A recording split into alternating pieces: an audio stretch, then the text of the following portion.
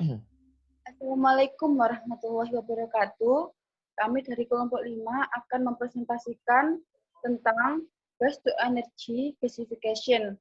Pertama-tama saya akan memperkenalkan nama-nama kelompok saya, yaitu pertama saya sendiri, Dina Novitasari, NIM 34, dan kedua yaitu teman saya bernama Muhammad Alvin Firji Haryanto dengan NIM 53, dan yang terakhir teman saya yaitu Aditya dengan NIM 64. Next.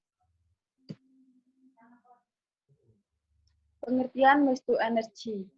Waste to energy adalah proses menghasilkan energi dalam bentuk panas atau listrik dari sampah. Dengan menggunakan berbagai macam teknologi yang terus dikembangkan, metode ini bertujuan untuk mengkompres dan membuang sampah sembari menghasilkan energi yang sama. Next. Pengertian gasifikasi. Gasifikasi adalah proses konversi bahan bakar padat menjadi gas melalui reaksi dengan satu atau campuran reaktan udara, oksigen, uap air, dan karbon dioksida. Proses gasifikasi bertujuan untuk menghasilkan produk gas yang sesuai dengan menggunakannya baik sebagai sumber energi atau sebagai bahan baku industri kimia. Next. Cara kerja gasifikasi akan dijelaskan oleh teman saya, yaitu Muhammad Alvin Firji Haryanto. Baik, untuk cara kerja mesin gasifikasi sendiri, yaitu proses pertama yang dilakukan dalam gasifikasi plasma adalah sampah dimasukkan ke dalam konverter atau reaktor plasma.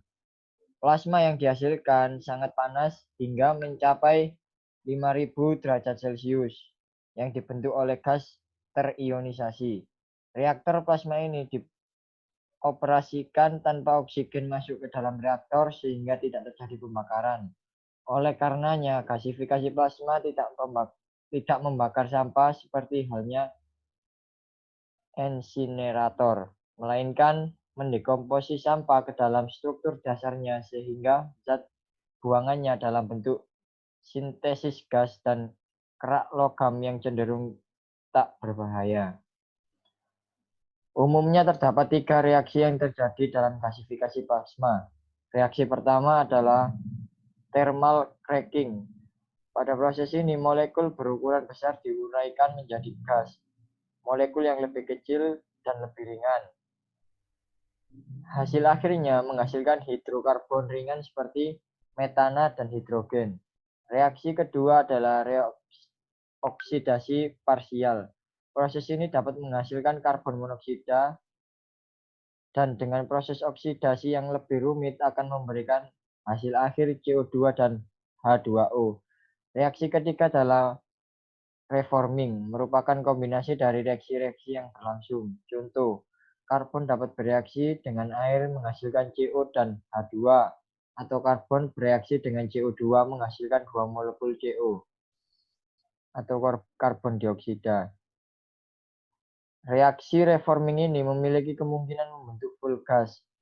Beberapa manfaat yang dihasilkan dari penggunaan teknologi plasma gasifikasi diantaranya syngas dan uap.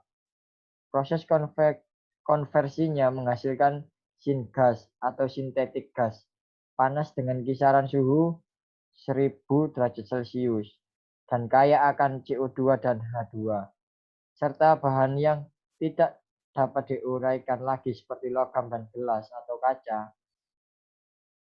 Syngas kemudian masuk ke dalam tempat manajemen kualitas dari gas tersebut. Syngas dapat digunakan sebagai produksi listrik. Proses pembangkitan energi listrik mengacu pada kombinasi siklus pembangkitan tenaga.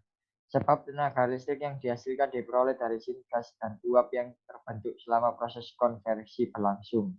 Syngas yang bersih dan dingin kemudian disalurkan ke dalam peralatan pembangkit tenaga yang berhubungan seri dengan turbin uap. Dalam proses ini, listrik dibangkitkan pertama kali oleh sisa pembakaran dari peralatan pembangkit tenaga ini digunakan untuk menciptakan uap di ketel pengendalian panas sisa pembakaran. Nah, sisa pembakaran yang telah didinginkan dan ramah lingkungan dalam ketel tersebut kemudian dilepaskan ke udara. Kemudian uap yang dihasilkan dari proses gasifikasi dan yang berasal dari ketel pengendali panas sisa pembakaran itu dimasukkan ke dalam turbin uap yang membangkitkan listrik lebih banyak. Sebagai bahan perbandingan, di Amerika pembangkit listrik jenis ini telah mampu mengolah sampah sebesar 30 juta ton setiap tahunnya dan mampu membangkitkan listrik sebesar 2.816 MW per jam. Produk lain dari proses gasifikasi plasma adalah sampah non-organik seperti logam. Logam akan mencair dan terkumpul di bagian dasar ruang pembakaran menjadi kerak sehingga dapat diambil dan digunakan kembali untuk industri logam atau campuran aspal. Beberapa manfaat di atas menjadikan teknologi ini perlu dikembangkan di Indonesia sebagai upaya penanggulangan permasalahan sampah yang ramah lingkungan dan memiliki nilai yang ekonomis tinggi.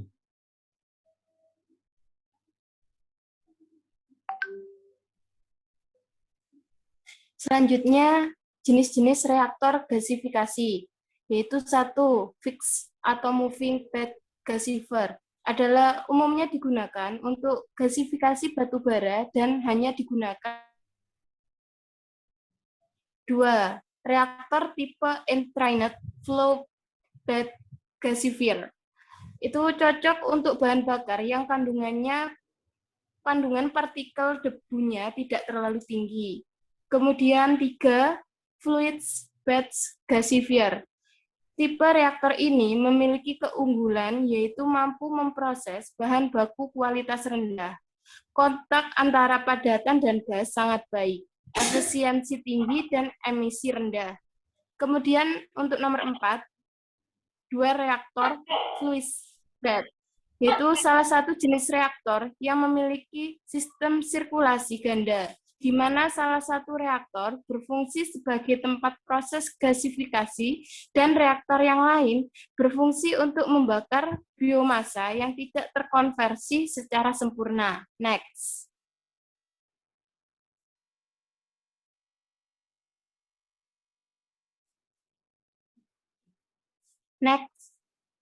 Selanjutnya, penerapan dari gasifikasi.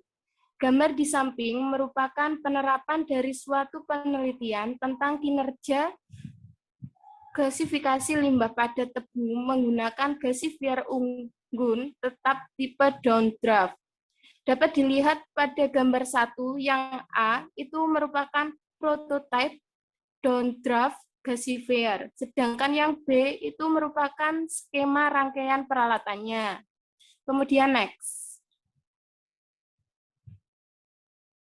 Keunggulan downdraft gasifier yaitu adanya kemungkinan menghasilkan gas bebas tar sehingga masalah lingkungan yang ditimbulkan lebih kecil.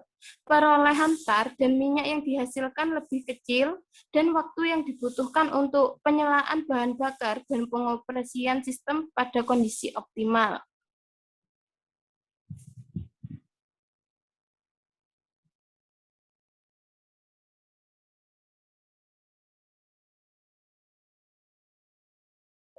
Kelebihan gasifikasi, lebih bersih dan aman bagi lingkungan, energi pembakarannya bisa untuk energi gasifikasi.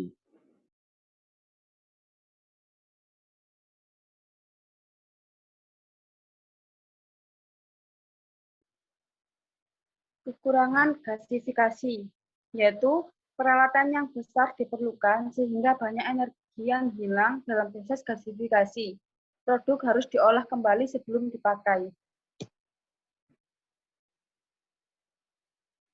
Terima kasih atas perhatiannya. Apabila ada kata-kata atau materi yang salah, kami mohon maaf sebesar-besarnya. Wassalamualaikum warahmatullahi wabarakatuh.